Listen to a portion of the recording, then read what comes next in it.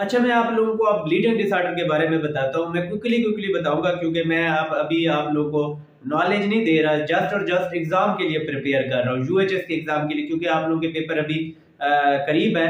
तो मैं आप लोगों को जस्ट यू क्यूज के हवाले से गाइड कर रहा हूँ। ब्लीडिंग डिसऑर्डर सारे पढ़ाने पे आ जाओ तो 1 घंटे 1.5 घंटे का टॉपिक है।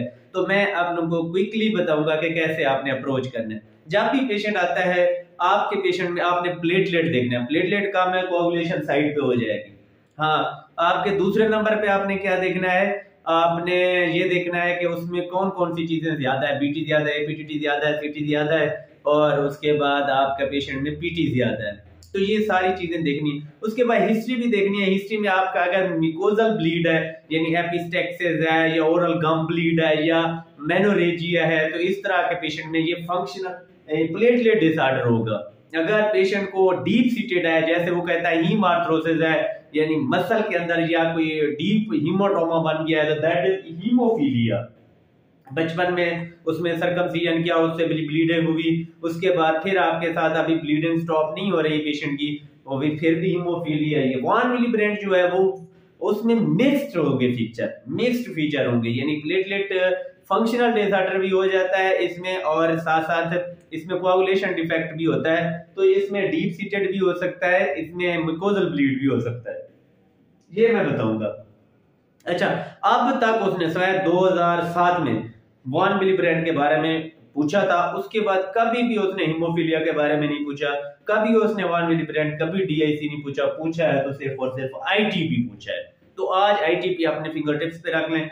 तो मैंने बताया जिस तरह आईटीपी जो है, इसमें आपके प्लेटलेट कम हो जाएंगे और बीटी बढ़ जाएगा, बीटी अकेला बढ़ जाता है, और आपके हीमोफीलिया में पीटीटी बढ़ जाएगा या फिर सीटी भी बढ़ सकता है, और इसमें फैक्टर 8 डेफिशिएंसी होती है। और हीमोफीलिया ए में, बी में आपको 9 का पता है, इसी तरह 13, और क्रिसमस का भी पता होगा। वॉन विलिब्रेंट में बीटी भी बढ़ जाता है और एपीटीटी भी बढ़ जाता है। इसमें जो वॉन विलिब्रेंट फैक्टर है वो कम होता है, और फंक्शनल जो है वो आपकी प्लेटलेट भी उसकी प्रॉब्लम होता है, और साथ साथ इसमें फैक्टर 8 की भी कमी हो जाती है, इसलिए एपीटीटी बढ़ जाता है।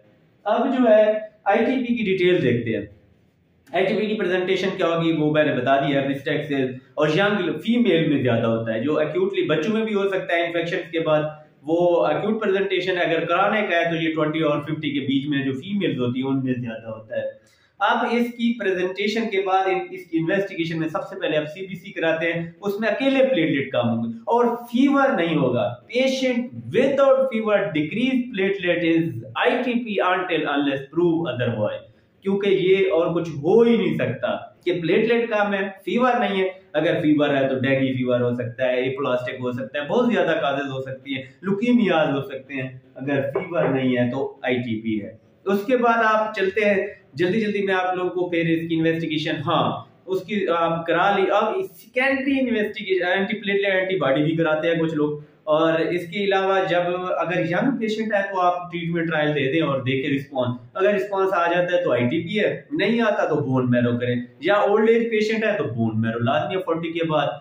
अब बोन मैरो से पहले सेकेंडरी काजेस को भी रूल आउट कर लें, जैसे एचआईवी को रूल आउट कर लें, हेपेटाइटिस बी सी को रूल आउट कर लें, स्टीन बार वायरस को रूल आउट कर लें, एसएलई को, क्योंकि या तो वो पेरिफेरल डिस्ट्रक्शन हो रही है या फैक्ट्री का प्रॉब्लम है। तो ये सारी चीजें हमने देखनी है। अब जब इसका बोन मैरो करेंगे तो तब क्या होगा, ये भी उसने क्वेश्चन पूछा हुआ है। मेगा कैरियोसाइट्स होंगे, क्या होंगे, मेगा कैरियोसाइट्स, ये इंक्रीज हो जाएंगे बोन मैरो के अंदर। अकेली प्रेजेंटेशन और कुछ भी नहीं होगा, बोन मैरो बिल्कुल ठीक होगा, जस्ट मेगा कैरियोसाइट्स होंगे।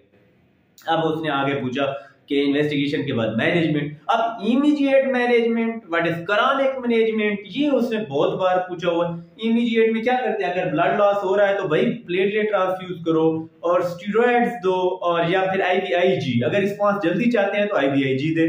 तो ये इमीडिएट ट्रीटमेंट अगर देखें, सबसे पहले अगर आप क्रॉनिक मैनेज कर रहे हैं तो 30,000 से अगर प्लेटलेट नीचे आते हैं तो फिर ट्रीटमेंट करें asymptomatic, otherwise no treatment, just observation.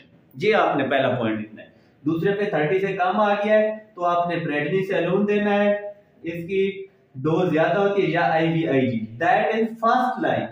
इनमें से कोई एक ही देंगे, उसका रिस्पांस आ जाएगा। आपने फर्स्ट लाइन, सेकंड लाइन ये भी पूछते रहते हैं, और आपने सबसे पहले प्रेडनिसोलोन या फिर IVIG, इससे अकेली से प्रेडनिसोलोन से हो जाता है, IVIG से हो जाता है। तो IVIG की तो 4 दिन डोज है और स्टीरॉयड को पहले हाई डोज दे फिर टेपर करें। चले ये आपका इतना नहीं है कि डोजेस वगैरह याद रखें फाइनल ईयर के लेवल तक। अब आप सेकंड लाइन में पहले होता था स्प्लेनेक्टमी, पुरानी बुक्स में ये था स्प्लेनेक्टमी कर दें।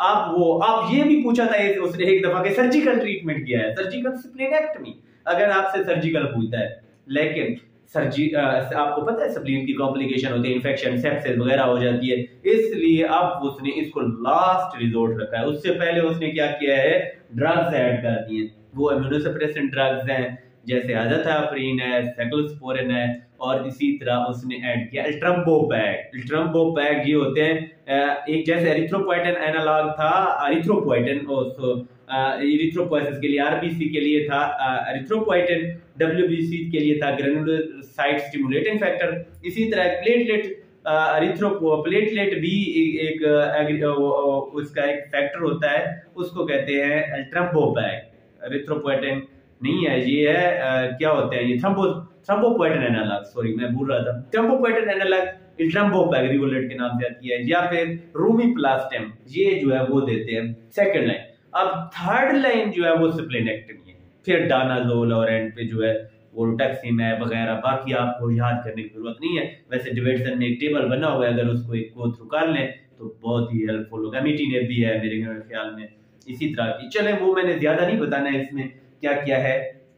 अब चलते हैं हीमोफीलिया में। हीमोफीलिया में एपीटीटी बढ़ा हुआ होगा या सीटी बढ़ा हुआ होगा। इसमें क्या करना है, इमरजेंसी में अगर खड़े हैं तो फिर FFPs दे दें। पहले वैसे factor 8 treatment of choice is factor 8, और फैक्टर 8 अवेलेबल नहीं है, ये MCQs आ जाता है, देन FFP। अब आते हैं 1 मिलीग्राम पे पेशेंट को एपिस्टेक्सिस भी होगी, डीप सीटेड भी होगा।